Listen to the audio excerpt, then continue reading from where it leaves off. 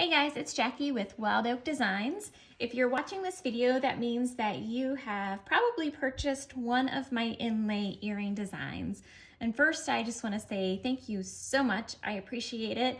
I love being able to design things, and I love seeing people make my designs or wear these earrings that I make. It means a lot to me. So again, thank you so much for that. Today I'm just going to talk to you a little bit about how to make the inlay earrings. I did give an option for each of the inlay designs for like a cut or score or engrave version where you don't have to do inlay, and I'll just quickly show you that at the end too. But if you like the inlay look, then I want to be able to explain how you can do that. Here are some examples of some of my inlay designs. This is my leopard pattern. This one's super popular. The outside is walnut. This inside is an inlay of white oak. And then the black part I actually just scored and used a paint marker while the rest was masked to paint that in. But the brown parts are actually little walnut inlay. So I've got walnut with a white oak inlay with the walnut inlay on top of that. This one has the rose gold inlay, those arrows right here. This one's got a black acrylic inlay in this middle piece. These pieces are engraved and these were scored and painted. And then this one actually have the black acrylic on the outside, and then the wood piece is inlaid on the inside. And then the one we're going to look at today is this one. This is cherry with white acrylic, and then it has the rose gold, which is my favorite, as the inlay here.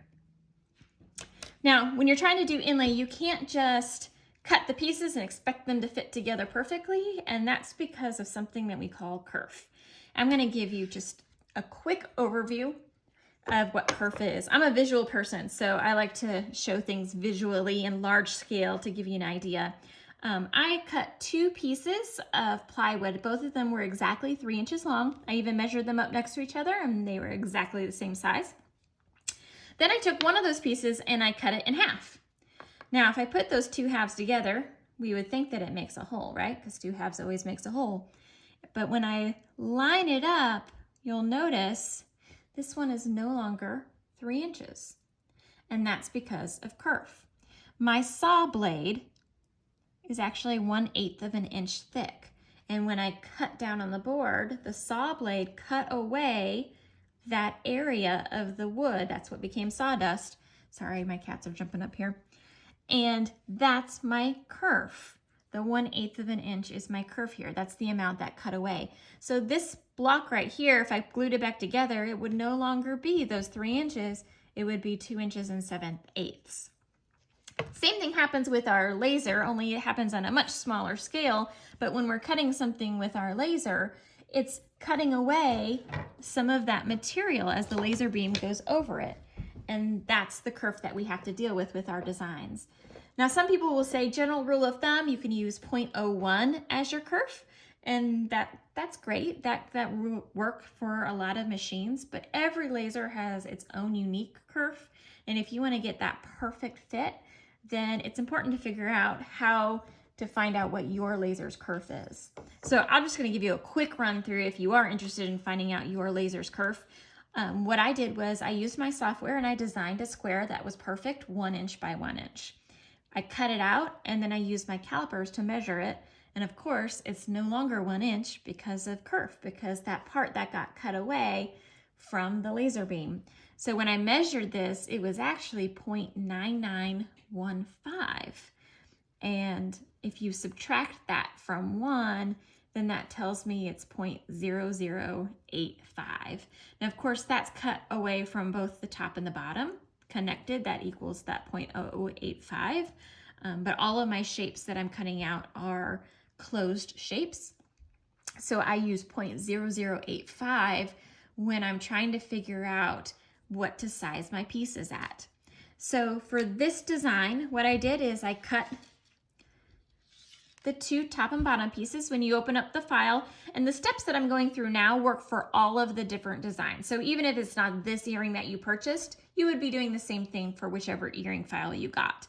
But I cut my outer pieces, and then you'll notice on the side, whatever your inlay pieces are, you'll have the option for original or offset. The offset ones are the ones that are set to 0.0085. So the ones that work for my laser's Kerf. And again, like, it's such a small, minute amount that it probably would work for most people's lasers. So I did put mine on there in case you didn't want to mess with trying to deal with Kerf. But if it doesn't work out perfectly, I wanted you to have that original one so that you could then figure out what your laser's Kerf is and then resize yours to be able to do that. To resize them, what I do is I just do offset. So I click on that part of the file, I choose offset, and I do 0.0085 offset, and that has already been resized. So that's how I actually resize them once I know what my Kerf is. But once you cut out your pieces, so I've got my 2 pieces here, and then I've got my main pieces here. Oops, that's upside down. Then you're gonna take them, and they should fit in pretty snug. Now, there is a difference between the front or the back. See, so this one I have to push a little harder than this one. So if it doesn't fit in really well one way, you can always fit it in the other way. I try to make these, because I figured out what my Kerf is, I make them so snug that I don't put glue on mine because they're tight enough that they don't go anywhere. But if the wood does swell a little bit, because sometimes wood will swell with different temperatures, then there's space in there to swell. If you do want to glue, I recommend this GO2 glue because if you use acrylic, it doesn't cause the acrylic to get all cloudy. So this is the glue that I would use if you wanted to add like a little dot of glue, like at the top and the bottom, just to make sure that it stays within your design. I also have a tiny little hammer, so if it ever is super tight and I can't get it, then I will set it down, and I don't ever want to scratch my acrylic or anything, so I'll usually put like a little towel on top and I'll just tap it in. But again, this one fits so perfectly that I don't even need to add anything to it. And there you go, and that's how you do the inlay. Now let's say I wanted to do this same design, but I wanted to do the version where it's scored. Because like I said, I did try to do different versions so that you don't have to do inlay if you like the earring, but you don't want to do the inlay piece. So here's an example. This one only has scoring. It doesn't have engraving. Some of them have engraving on them too. I have it masked. I haven't unmasked it yet. I lost my little X-Acto knife, so I apologize for this big honker that I'm using. But I'm going to scrape off the masking carefully from the part that I want colored.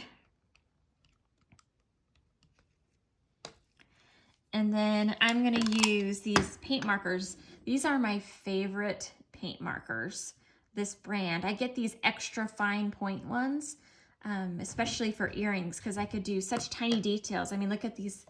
I did the outline and then these little tiny diamonds in the corner I did with these paint markers. Easy peasy, super fast. So I'm going to take my little paint marker and I'm going to go ahead and, this is my favorite color of my paint marker, so I might be running a little low, but I'm going to color it in.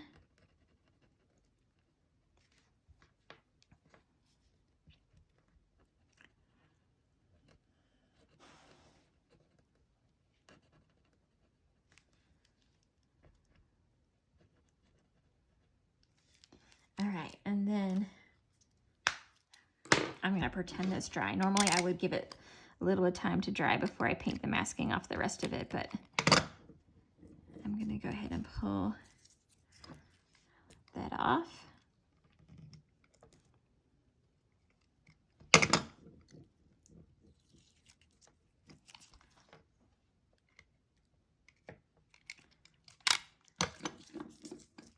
And you can see, and these ones I actually put like a little stud topper if you wanted to have like a stud and just put a post, glue a post onto the back of it, or you can just do the loop just straight through like I did with this one.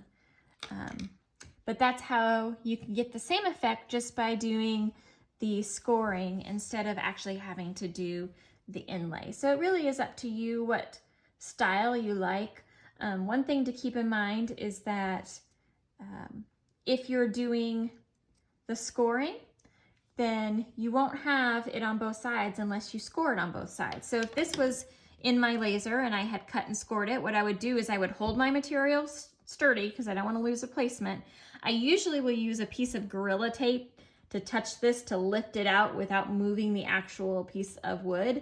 And then I flip it around and I set it back in that same spot. And then when you go to your laser, ignore the cut lines because it's already been cut out.